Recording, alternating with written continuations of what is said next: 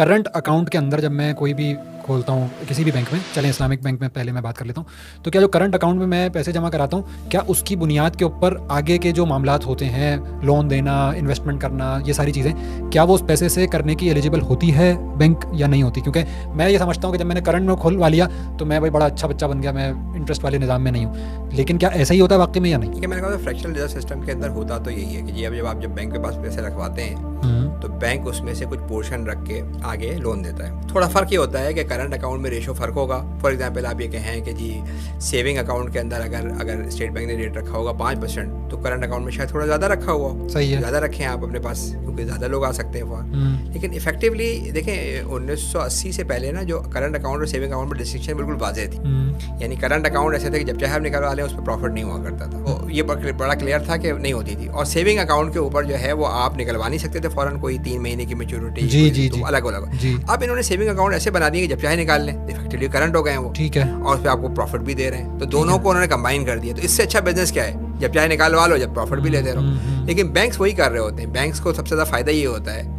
देखें ना इस वक्त पोजीशन ये है कि बहुत से बैंक जो हैं वो इस्लामिक बैंक्स की तरफ भी जा रहे हैं। विंडो खोल दी, इसलिए कि जो कन्वेंशनल बैंक्स हैं उसमें उन्हें एक खास लेवल का प्रॉफिट देना पड़ता है जी। अगर स्टेट बैंक का रेट 15% है तो उन्हें 13% तो देना ही पड़ेगा, 12-13। इस्लामिक बैंक पे कोई ऐसी कंडीशन नहीं है, ठीक है। तो वो इसीलिए उनका प्रॉफिट रेट थोड़ा नीचे भी होता है, ठीक है। लेकिन ये कि जो आपका सवाल है कि जी करंट अकाउंट में जो रखवाते हैं बैंक, उस मनी को भी यूज़ कर रहे होते हैं, उससे भी कमा रहे होते हैं। तो मैं इसमें लोगों को ये कहता हूँ कि आप कोई इस तरह के किसी अकाउंट में ना रखवाएं, आप सेविंग अकाउंट में रखवाएं। आपको शक है, जो मैं भी करता हूँ कन्वेंशनल बैंक में भी, कि मैं वो पैसे निकाल के किसी गरीब को दे देता हूँ।